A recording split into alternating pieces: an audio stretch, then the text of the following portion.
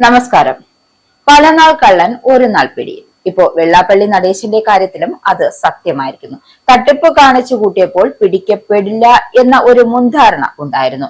എന്നാൽ ആ ധാരണകളെയെല്ലാം ഇപ്പോൾ മാറ്റിമറിക്കപ്പെട്ടിരിക്കുകയാണ്. മൈക്രോ ഫിനാൻസ് വായ്പാ പദ്ധതിയിൽ നിന്നും അവിഹിതമായി പണം തട്ടാൻ വെള്ളാപ്പള്ളി നടേശൻ നടത്തിയ വൻ ആസൂത്രണത്തിന്റെ തെളിവുകൾ പുറത്തെത്തിയതോടെ അഴിക്കുള്ളിലേക്ക് പോകാനുള്ള വാതിലുകളും തുറന്നുകിട്ടി. ഏതായാലും സാമ്പത്തിക ഇടപാടുകളിൽ തന്റെ നിയന്ത്രണം ഉറപ്പാക്കാൻ ഓരോ യൂണിറ്റിലും, അതായത് ഓരോ യൂണിയനിലും തന്റെ അടുപ്പക്കാരെ നിയമിച്ചുകൊണ്ട് അയച്ച കത്തുകൾ വിജിലൻസ് കണ്ടെടുക്കാൻ തുടങ്ങിയിരിക്കുകയാണ്. അതിൽ സുപ്രധാനമായ ഒരെണ്ണം പുറത്തെത്തിയിട്ടുണ്ട്. എന്തായാലും തട്ടിപ്പിൽ വെള്ളാപ്പള്ളി നടേശൻ നേരിട്ട് ഇടപെട്ടതിന്റെ തെളിവുകൾ ശേഖരിക്കുകയുടെ അവസാന ഘട്ടത്തിലാണ് അന്വേഷണ സംഘം എത്തിയിരിക്കുന്നത്. 2016 മുൻ മുഖ്യമന്ത്രി VS അച്യുതാനന്ദന്റെ പരാതിയിലാണ് വെള്ളാപ്പള്ളി നടേശനടക്കം പ്രതി ചേർത്ത് vigilance and anti corruption bureau case register ചെയ്തത്.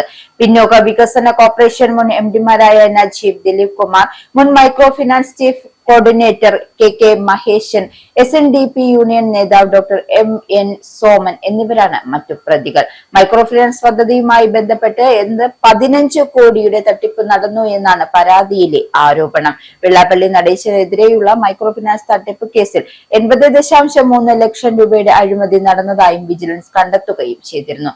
വ്യാജരേഖകളും തിരിച്ചറിയൽ രേഖകളും നിർമ്മിച്ചാണ് ക്രമക്കേട് നടത്തിയതെന്നും അന്വേഷണത്തിൽ വിജിലൻസ് കോടതിയെ അറിയിച്ചിട്ടുണ്ട്. എന്തായാലും നിർധന സ്ത്രീകൾക്ക് സ്വയം തൊഴിൽ ചെയ്യാൻ 3% പലിശയ്ക്ക് പിന്നോക്ക വികസന കോർപ്പറേഷൻ വിതരണം ചെയ്യുന്ന വായ്പ SNDPയുടെ ഓരോ യൂണിയന്റെയും പേരിൽ നേടിയെടുത്ത ശേഷം തന്റെ അടുപ്പക്കാർക്ക് 3 ഇരട്ടി കൂടിയ നിരക്കിൽ പലിശയ്ക്ക് നൽകുകയായിരുന്നു. വെള്ളാപ്പള്ളിയുടെ പ്രധാന തട്ടിപ്പ് ഇങ്ങനെയുമായിരുന്നു. എന്തായാലും വൻ തുകയുടെ വായ്പകൾ എടുക്കാൻ യൂണിയൻ ഭാരവാഹികളെ പ്രലോഭിപ്പിച്ച ശേഷം അതിൽ ഒരു വലിയ വിഹിതം വാങ്ങിയെടുക്കുക എന്നത് മറ്റൊരു തന്ത്രം കൂടി. ഇതെല്ലാം വ്യക്തമായി തെളിവുകളാണ് വിജിലൻസിന് മൊഴി നൽകിയ മുതിർന്ന നേതാക്കൾ ഇക്കഴിഞ്ഞ ദിവസങ്ങൾ വ്യക്തമാക്കിയത്. എന്തായാലും ഇതിന് ഒടുവിലാണ് 2003 മുതൽ ജനറൽ സെക്രട്ടറി എന്ന നിലയിൽ വെള്ളാപ്പള്ളി നടേശൻ യൂണിയനുകൾക്ക് അയച്ച കത്തും വിജിലൻസ് പരിശോധിക്കുന്നത്.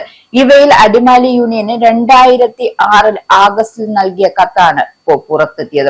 എന്തായാലും സമാനമായ വിധത്തിൽ മറ്റു പല യൂണിയനുകളിലും വെള്ളാപ്പള്ളി നടേശൻ ഇടപെട്ടതായും വിജിലൻസിന് വിവരം ലഭിച്ചിട്ടുണ്ട്. പാവപ്പെട്ട സ്ത്രീകളുടെ പേരിൽ തുടങ്ങിയ മൈക്രോ ഫിനാൻസ് പദ്ധതിയുടെ കോടികൾ തട്ടാനാണ് ജനറൽ സെക്രട്ടറിയുടെ കുടിലതന്ത്രത്തിന് ഏറ്റവും പ്രധാന തെളിവായി മാറുകയാണ് ഈ കത്തുകൾ. എന്താവും ഈ തട്ടിപ്പിൽ ഉൾപ്പെട്ട വെള്ളാപ്പള്ളി നടേശൻ താമസിക്കാതെ തന്നെ അഴിക്കുള്ളിൽ പോകും.